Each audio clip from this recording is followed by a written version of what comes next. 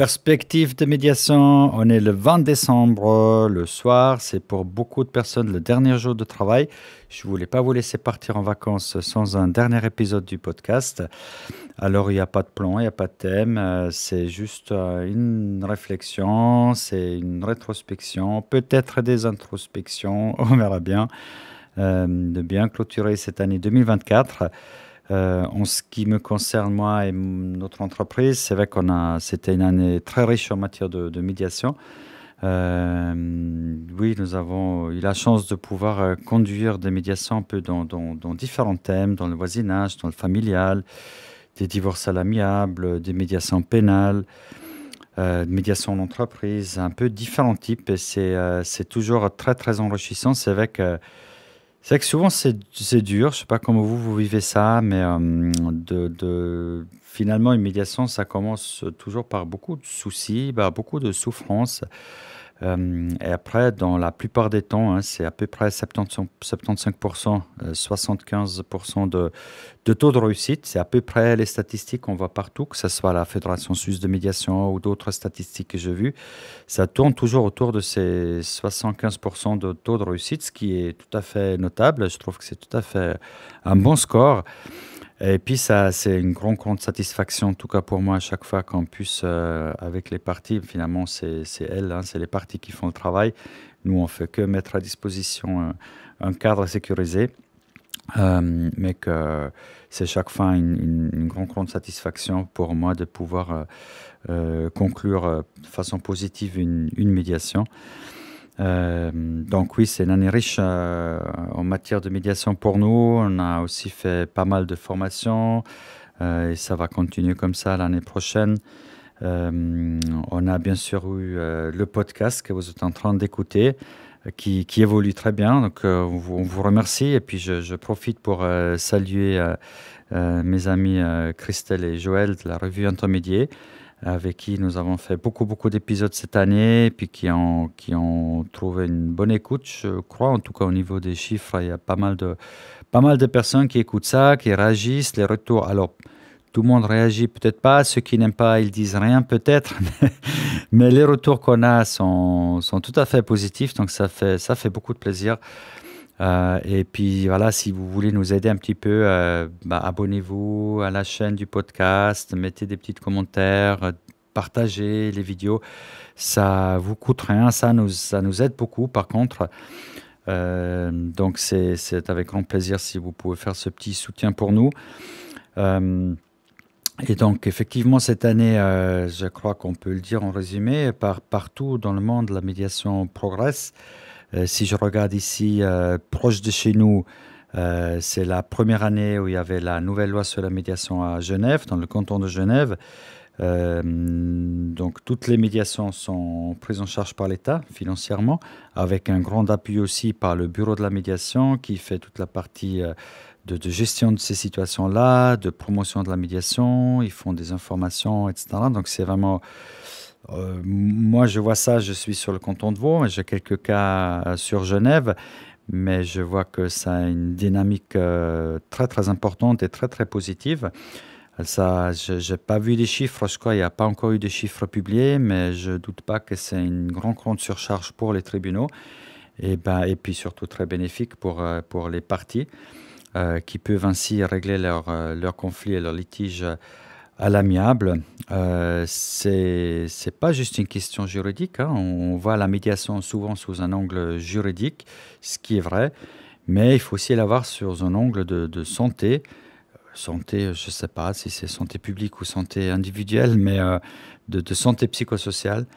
Parce que les conflits, ça tape fort sur le bien-être. Et puis de sortir d'un conflit, c'est un énorme soulagement pour les parties. Donc je crois que c'est aussi important de le voir sous cet angle-là. Et puis évidemment, ça, c'est des bénéfices qui sont difficiles à chiffrer. Donc ça, c'est pour le canton de Genève. Et aussi sur le canton de Vaud, il y a eu un postulat au Grand Conseil. Donc c'est le Parlement du canton de Vaud qui, alors, plus ou moins demande de regarder un peu ce qui se passe à Genève et voir si c'est pas utile de penser à quelque chose de similaire sur le canton de Vaud. Sur le canton de Vaud, nous avons eu la prise en charge comment on appelle ça, de l'assistance judiciaire pour la médiation. Donc l'assistance judiciaire, c'est l'État qui paye les avocats pour des dossiers au tribunal et que donc c'est un tarif qui est un tarif moindre que par rapport à ce qu'un avocat chargerait d'habitude. Et puis que c'est pris en charge par l'État, après il va le facturer après aux parties, mais il y a une flexibilité sur la durée, etc. Donc ça permet un meilleur accès à la justice. Et donc le canton de Vaud a ouvert cet outil-là à la médiation. Donc les médiateurs peuvent, enfin les parties qui bénéficient de la médiation peuvent également accéder à ce soutien. Et c'est important parce qu'on peut imaginer qu'il y a des personnes qui, justement, parce qu'elles n'ont pas les moyens, restent en fait avec un avocat alors que leur cas serait beaucoup mieux traité dans la médiation. Mais par contre, la médiation, il faut la payer de ses poches, alors que l'avocat serait, si on remplit les critères, payé par l'État, ou au moins l'avance serait faite par l'État. Donc là, le canton de Vaud a rééquilibré, a corrigé ça, ce qui était finalement une erreur de système, et que ça a été corrigé dans le canton de Vaud. Je pense que d'autres cantons pourraient faire de même. C'est assez logique de le faire. Nous avons aussi ici dans la région eu beaucoup de postes de médiateurs, de médiatrices. Alors il y en a en tout cas un ou deux, il y a encore aujourd'hui récemment un qui a été publié pour un poste, je crois, de 50% auprès du bureau cantonal de médiation. J'en ai vu sur l'année en tout cas 2 ou 3 postes de ce type-là. J'en ai vu pour des responsables de formation dans la médiation. J'en ai vu avec, en tout cas, une multinationale qui cherchait 1 ou 2 personnes, je crois, une en Suisse allemande, une en Suisse romande. Donc, tout d'un coup, cette année, contrairement aux années précédentes, il y a beaucoup de postes de médiateurs parce que d'habitude, les médiateurs, c'est une profession libérale. Donc, on est indépendant sur les marchés. Et puis là, il y a de plus en plus de postes dans ce domaine-là, ce qui est tout à fait réjouissant. Je crois que les institutions ont compris l'avantage de la médiation, la valeur de la médiation et l'importance. Et donc, il y a des postes qui se créent de plus en plus. Et c'est à saluer. C'est une évolution très, très positive. Parce que, en fait, le potentiel reste assez énorme, à mon avis. C'est un chiffre qui est très difficile à évaluer, à mon avis, mais si les quelques fois où j'ai trouvé des statistiques là-dessus, c'est qu'on est, là je prends que des cas en justice, donc des situations qui se trouvent devant les tribunaux, et on est à une tout petite partie qui part en médiation, donc médiation judiciaire. C'est beaucoup moins que 1%, c'est 0,1%, 0,2%, 0,3%. Alors, j'ai vu des chiffres d'Italie, j'ai vu quelque chose quelque part en Suisse ou ailleurs, mais partout, c'est nettement inférieur à 1%, alors que le potentiel, alors j'en ai pu discuter avec l'un ou l'autre avocat aussi, difficile à dire, hein, mais je pense qu'on est facilement à 10% de cas qui sont en justice qui seraient mieux pris en charge par la médiation. Peut-être c'est plutôt, alors 10%, je pense que c'est vraiment le minimum du minimum du minimum. On est peut-être plutôt, je sais pas, 20, 30, enfin qui sait, j'ose pas dire 50, mais en tout cas, le potentiel, vous voyez, entre 1,2% et au moins 10, voire 20 ou 30%, c'est un facteur, enfin je ne vais pas calculer là, c'est quoi facteur combien, mais ça fait quoi, facteur 10 ou facteur 100, enfin peu importe, mais c'est énorme. Oui, c'est facteur 100, hein. Donc c'est énorme le potentiel qui reste pour la médiation. La médiation est encore jeune. Si on regarde en Suisse, les toutes premières associations de médiation, ça doit être les années 90, début des années 90. La Fédération suisse, elle s'était créée, je crois, en 2004. Ça fait 20 ans maintenant. Et puis la médiation dans la procédure judiciaire, donc vraiment l'officialisation sur le plan institution et juridique de la Suisse, c'est, si je ne me trompe pas, 2011. Oui, ça doit être 2011. Donc ça fait 10 ans, un tout petit peu plus. Et le potentiel reste, comme je viens de le dire, énorme. C'est encore jeune comme métier, comme domaine, et ça évolue beaucoup. C'est vrai qu'on a tendance à judiciariser les conflits, les litiges. Dans certains cas, c'est évident, c'est normal, c'est l'outil qui est le plus approprié. Mais je crois que c'est aujourd'hui d'office, encore beaucoup trop souvent d'office, on part en justice, alors que, en fait, la médiation est l'exception, alors que normalement, ça doit être le contraire. Ça doit être le réflexe automatique, ça doit être la médiation. Si elle aboutit pas, là, on part en justice. Mais malheureusement, ce n'est pas le cas aujourd'hui. Et là, il faut vraiment changer d'attitude et de sensibilité du public.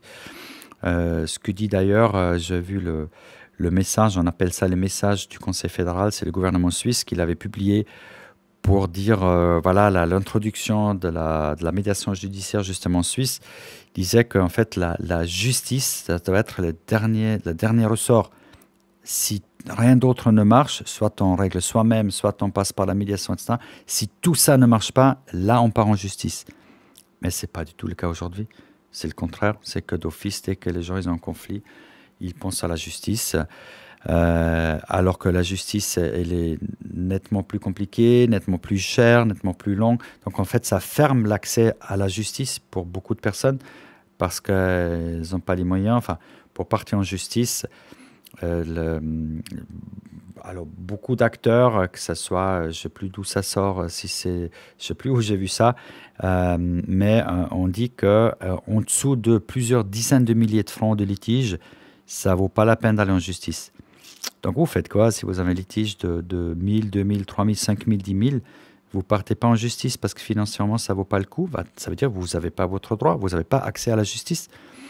Par contre, avec la médiation, vous l'avez. Avec la médiation, vous l'avez. Alors, si je regarde avec ma propre pratique, alors je crois qu'on peut dire, selon le domaine, ça change, mais avec en moyenne 1000 francs, peut-être un peu plus, 1500, si c'est compliqué, peut-être 2000, mais avec 2000 francs, vous faites une grosse médiation. On doit être plutôt autour de 1000 francs, la moyenne. Et puis c'est divisé par deux, chacun paye la moitié, chacune des parties. Donc tout d'un coup, ça devient accessible. Ça devient accessible. Voilà quelques réflexions à titre personnel. Après, on a ce qu'on a, des nouveaux thèmes qui émergent dans le domaine de la médiation. La médiation étant un sujet un peu transversal, elle se marie avec d'autres thèmes. On peut penser aux neurosciences. Il y a pas mal d'études qui se font de plus en plus sur les neurosciences, comme quoi la médiation est bonne pour le cerveau. On a une vidéo là-dessus sur notre chaîne. Vous allez facilement la trouver. Donc ça, c'est scientifiquement prouvé que la médiation est bonne pour le cerveau. Donc en fait, bien pour la santé. On parlait de santé avant, santé publique. Il y a aussi, bien sûr, tout le domaine des nouvelles technologies, de l'intelligence artificielle. Alors là, alors j'aurai le plaisir de faire quelques formations là-dessus l'année prochaine sur nouvelles technologies, intelligence artificielle et médiation. Alors, même si, alors je tombe pas sur des oreilles ouvertes auprès des médiateurs si je leur en parle, hein, je vous le cache pas. Je pense que l'intelligence artificielle va aussi bouleverser le domaine de la médiation. J'en suis assez convaincu. Alors, il faut distinguer un peu deux parties. À la partie de la gestion, de l'administration, du soutien administratif. Alors là, c'est sans aucun doute, l'IA va prendre beaucoup de place dans ces domaines-là pour la rédaction de documents, la rédaction de conventions de médiation, l'analyse de situation. Ça peut être une sorte de sparring partner, comme on dit en bon français, de partenaire d'échange. Évidemment, alors en tout cas, en ce qui me concerne, je continuerai à faire de l'intervision avec des humains, mais les humains ne sont pas toujours là tout de suite. Et l'IA, en fait, elle a plus ou moins toute la sagesse d'Internet. Et je trouve que toute la sagesse d'Internet, ça fait déjà pas mal. Donc, si vous avez quelqu'un qui vous allume sur un clic et puis vous échangez avec cet outil-là pour dire, mais dans telle ou telle situation, tu ferais quoi en tant que médiateur? Et puis vous avez un retour. Moi, je fais des choses comme ça régulièrement. Ça donne vraiment des retours, pour moi, super utiles. Donc, il ne faut pas s'en priver et il faut s'approvisionner cet outil. Je crois que ce qui est important, il ne faut pas voir ça comme une montagne où je ne sais pas par où commencer. Il y a tellement beaucoup et c'est vrai que ça évolue tellement vite que chaque semaine, vous avez des grandes annonces de ces boîtes-là d'IA. Il ne faut pas avoir peur, faut commencer, il faut faire un premier pas. Commencer à utiliser un outil, commencer à utiliser, je sais pas, je ne fais pas de la pub pour un outil en particulier, mais il y a des versions gratuites partout. Commencer comme ça, voir ce que ça donne, et puis juste pour mettre son pied dedans, je crois que c'est fondamental. Et puis après, la grande question, c'est là où je crois qu'il y a un gros désaccord de beaucoup de médiateurs, et je les comprends aussi, mais je suis personnellement assez convaincu que l'IA, à l'avenir, un type d'IA va faire certains types de médiation.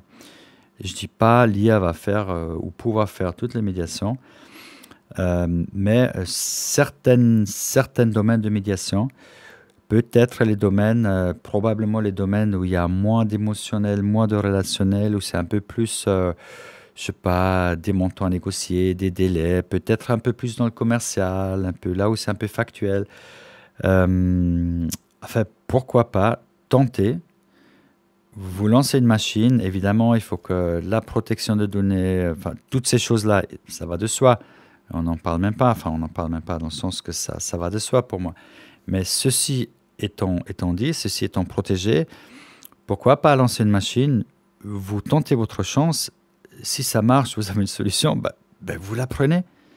Si ça ne marche pas, vous n'avez pas de solution, vous faites autre chose, vous allez chez un vrai médiateur vivant, ou vous allez en justice, ou vous allez où vous voulez. Mais pourquoi pas le tenter si ça vous donne une bonne solution qui est bien pour vous et vite fait et simple d'accès. Voilà quelques réflexions par rapport à ça. Mettez-moi des commentaires s'il vous plaît, ça m'intéresse de savoir ce que vous en pensez. Évidemment, tout le monde a peur, ça va bouffer notre métier, mais je pense pas, c'est comme tous les domaines. L'IA va faire une partie du travail. Je pense que dans certains domaines, elle va pouvoir remplacer des médiateurs. Je le pense aussi, effectivement. Mais je ne pense pas que les médiateurs, les médiatrices n'auront plus de boulot parce que la nature du travail va changer. Moi, je l'ai vu chez nous donc depuis maintenant un petit moment, on a des plateformes en ligne pour faire les divorces à l'amiable assistés par des algorithmes. Franchement, j'ai pas moins de boulot. J'ai pas moins de boulot, j'ai plus de boulot.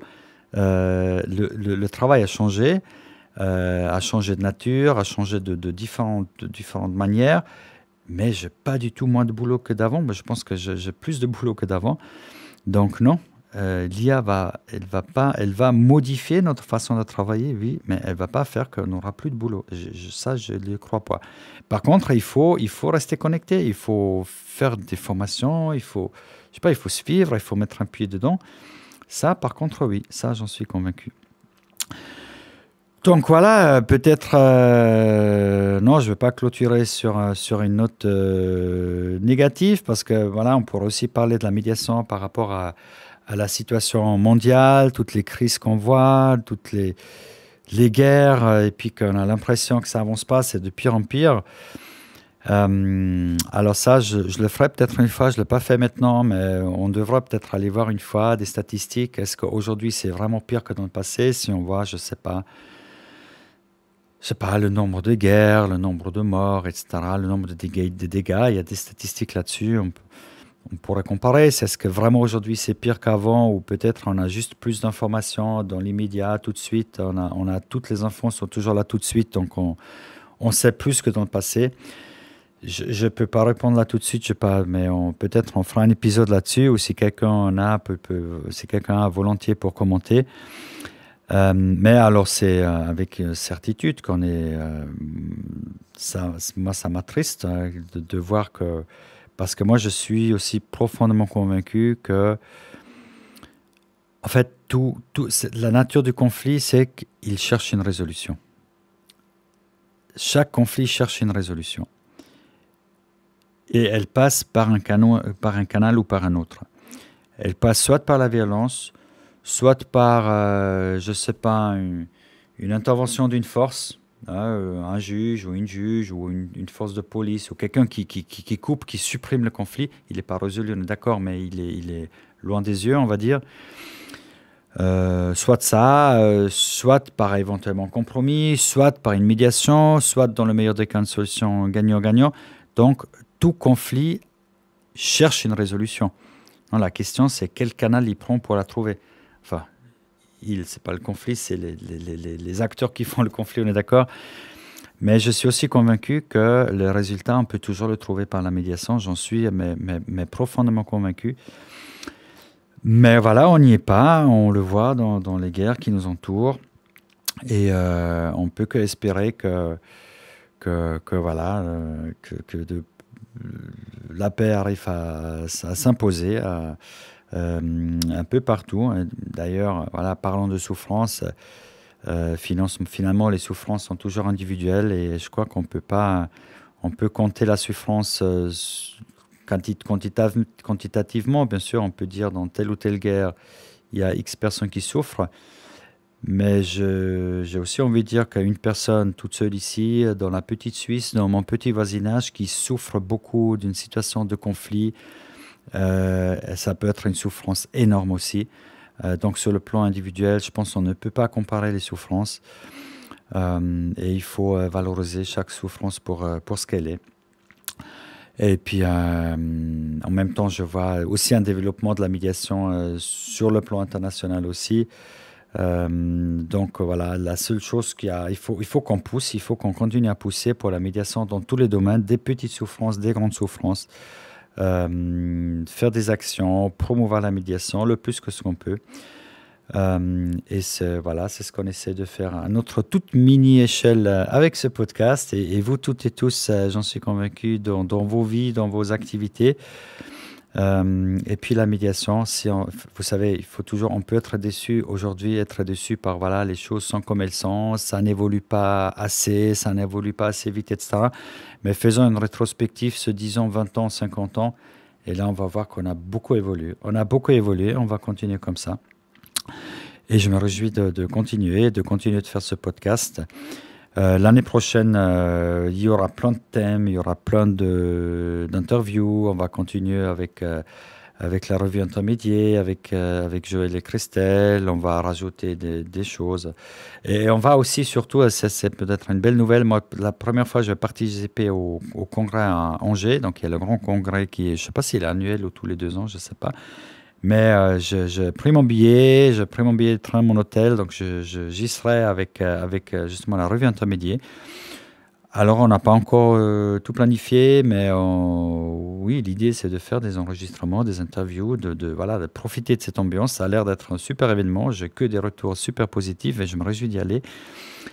Et puis voilà, avec ça, je vous souhaite une fin d'année pacifique, des belles fêtes pour celles et ceux qui fêtent, des bonnes vacances reposantes parce que l'année prochaine, il va falloir attaquer de nouveau avec la médiation et promouvoir la paix. Merci, à très bientôt. Ciao, ciao.